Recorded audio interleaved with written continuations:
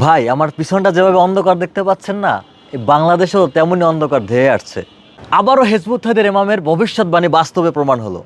তিনি কয়েক বছর আগে একটি জনসভায় বলেছিলেন, বাবা ইনকাম করবে, মা ইনকাম করবে, ঘরের সবাই ইনকাম করবে, তারপরও সংসার চলবে না। আজকে আমরা তার প্রমাণ পেয়েছি। গত কয়েকদিন যাবৎ, কয়েক মাস যাবৎ তেল কাণ্ড শুরু হয়েছে, গ্যাসের সংকট দেখা দিচ্ছে, তারপর একটার পর একটা সংকট দেখা দিচ্ছে। কিন্তু আমরা এখন এসে দেখলাম যে সংকটের পিছনে প্রধান কারণ ছিল দাম বৃদ্ধি। আজকে যে গ্যাসের সিলিন্ডার ছিল 1300 টাকা, সেই গ্যাসের সিলিন্ডার আমাদের এখন দাম হচ্ছে 1940 টাকা।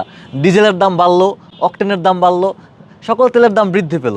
তো এত নাটকের কি দরকার ছিল? এই যে ঢাকায় হাজার হাজার মানুষ থাকে, তারা বাসা ভাড়া যে পরিমাণে বাসা ভাড়া দেয়, তার থেকে খাবার খরচ তাদের কম।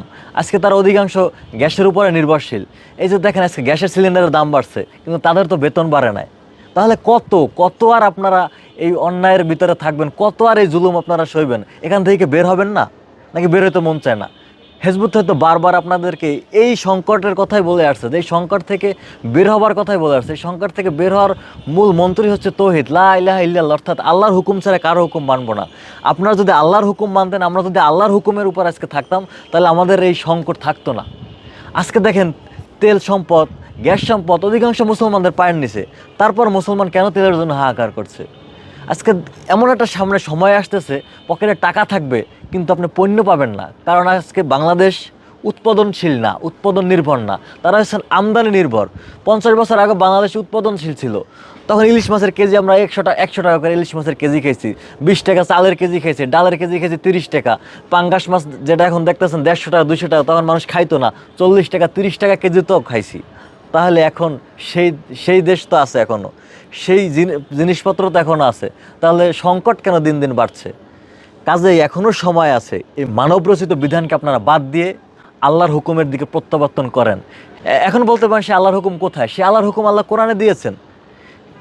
এখন সেই হুকুমটা আপনারা কেন পাচ্ছেন না জানেন? কারণ সেই কোরআনটা প্রতিষ্ঠা করার বদলে যাদের উপরে প্রতিষ্ঠা করার দায়িত্ব ছিল, তারা সেই কোরআনটাকে প্রতিষ্ঠা বাদ দিয়া তারা সেটাকে মুখস্থ করছে, সেটা দিয়ে তারা ব্যবসা করে খাচ্ছে। যার কারণে আপনার কোরআনের সেই বিধান আপনারা পাচ্ছেন না, সেই শান্তি আপনারা পাচ্ছেন না।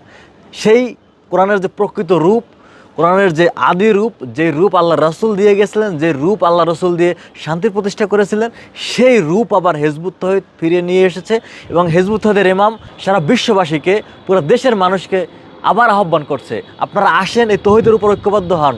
তাহলে ইনশাল্লাহ আপনাদের কোনো তেলের সংকট বলেন, খাদ্য সংকট বলেন, আজকে যেই হাহাকার আছে, কোনো হাহাকার আপনাদেরকে থাকবে না। আপনারা আবার হবেন একটা সমৃদ্ধশালী জাতি। আপনাদের উপরে কারো চোখ রাঙানি থাকবে না। আজকে দেখেন, হরমুজ প্রণালী কদিন পর পর স্যাংশন দেয়, হরমুজ প্রণালী বন্ধ, আবার খোলে। কি একটা নাটক! কেন এই নাটক কেন চলছে? আরও কি আপনারা এই নাটক সহ্য করতে চাচ্ছেন? যদি আপনারা এই সকল সংকট থেকে মুক্তি চান, আপনাদের জন্য সেই রাস্তা, সেই মুক্তির পথ হিজবুত তৌহিদ আবার নিয়ে এসেছে। আপনারা আবার আসেন সে আল্লাহর পথে, সিরাতুল মুস্তাকিমে, লা ইলাহা ইল্লাল্লাহর উপর আপনারা আবার আসেন। ইনশাআল্লাহ আপনারা আপনাদের সকল সংকট থেকে মুক্তি পাবেন।